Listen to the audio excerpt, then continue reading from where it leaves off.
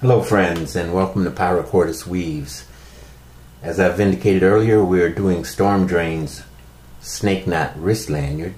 I've shown you some pictures of what he has demonstrated on his blog. His website or blog is listed below. I've got some links to the various sites I'm going to give credit to. And as you can see here, we are set up on my lap weaver jig with the exact first knot that Stormdrane put together. Now, if you are interested in learning the snake knot, I've also put a link to NTbushcraft snake knot, where I first learned this, and also to tying it all together's snake knot. Now, since I've started this weave on a jig, it really turns out that this is a hand woven item. You really want to take it off the jig now and start doing it by hand. And this is the beauty of paracording. Everything doesn't need to be done on a jig, but we're going to start right at the point where Stormdrane began, and we're going to start doing the snake knot. So let's get it off here. And pull the pin out of the jig and we'll get started here. And this is how we're going to start. Since we're going to be doing a hand tie, this knot is uniquely suited to that. And one unique thing about it is that it has to be turned over from time to time to get your knots going. And before I get started, I want to take some time to contrast this knot to some others. I want to show you a knot by Weavers of Eternity. This is a Chris Reeves style snake knot lanyard. I've got a link to his site for this video as well. It's a very nice knot, but it's not the knot we're tying today. It's distinctly different. It's important to tie this knot very tightly, because here's the first one I did, and as you can see, if you don't tie it tightly, you're going to get some spacing in there. Now, this is a bracelet done with some cheap paracord. It's the first one I've ever done, and if you look where I got the hang of it, it started to tighten up. But again, a little bit at the end I loosened up, and you're getting some spacing in there. So be careful to tie each knot tightly. The weird thing here is that after each loop, at a certain point, you have to unloosen one part of the knot, braid it through, and then tighten it again. So you have to take a lot of care between knots to make sure you've got good tightness. To aid in that process, I've gone away from fingernails.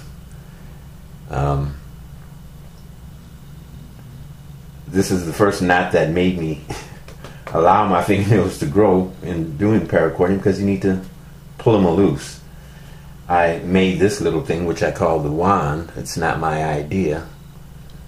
I got it off another site. I don't have the link to it now. I hope to try to find it, but I'm going to do another video on fids and what the wand is like, and how this became inspired the way I finished it.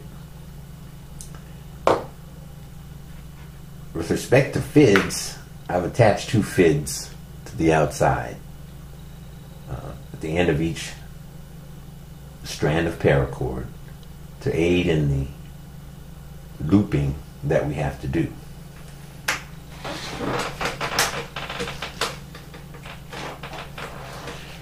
I may use another fid to open up the knots if I have to, and we're going to then loop it through. So let's start doing the knot. This is where you start with Stormdrane's knot. So I'm tightening up, and what he does first here is bring this orange knot around. We're using pretty much the same colors he did, and I'm going to slip it through just like so. These fids make the process very easy. can keep everything lined up. So at this point, we're going to bring the brown one around and put it through the lower of the two loops here.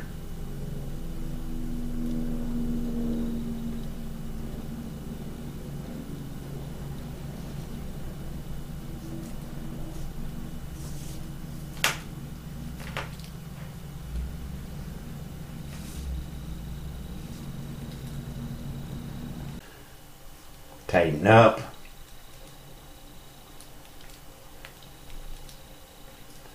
Pulling both external cords. Here's our loop that goes through the middle. And we want to keep tying it around then. Now flip it over again. And then we're going to bring the orange one around the back. And place the orange one back through the top.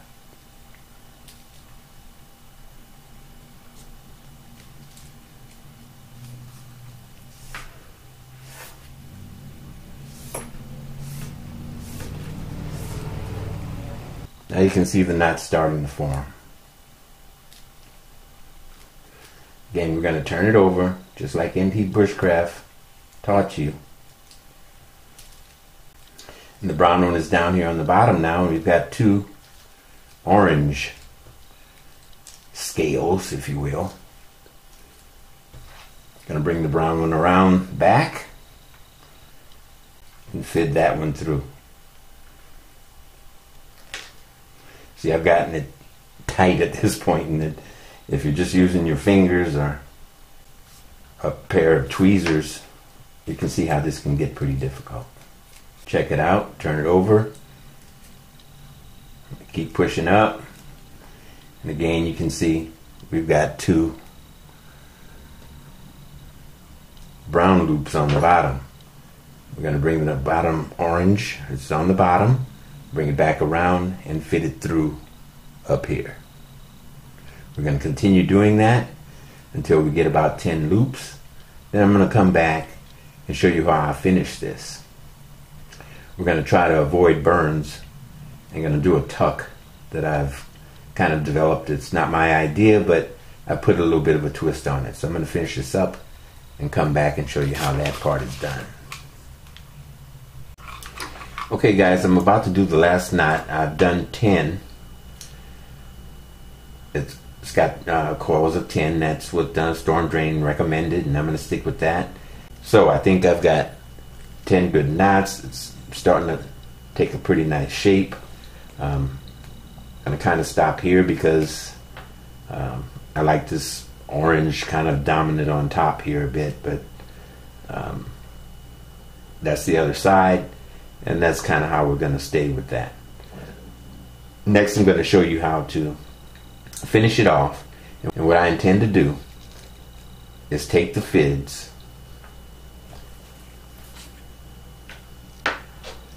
and go in the spine here. I'm going to continue the loop around and go into the spine underneath the previous loop. The same thing with the green. It's going to look a little differently. I'll figure out how to do that and probably go in right here under this side. I'm going to try to come out 3 or 4 loops down, and then we're going to do a finish. So I'm going to put those through, and then we'll talk about the finish in a second. So guys, I've got a finished Stormdrane lanyard here, and rather than put you through the lacing process, I went ahead and did it as I described, and then cut the extruding strands off as close as possible to the snake knot itself. Then I took my wand and just tugged up on the top string. This is the orange one here that goes down over on this side. It's actually right here. And the green one or the brown one actually is, this color is supposed to be brown. Goes down right here and tug up on that with this, and the wine actually tugs a little bit. You only need about 1/8 of an inch movement, and those whiskers, if you cut them real close, will simply disappear. Each of these have gone under 4 strands. The green's going down here and the orange is going down here. You can't see them at all. So this is what I call the PiraChordist invisible finish. It makes for a beautiful bracelet, and I want to thank Stormdrane for his inspiration on this. Happy parachording, guys, and thanks for watching.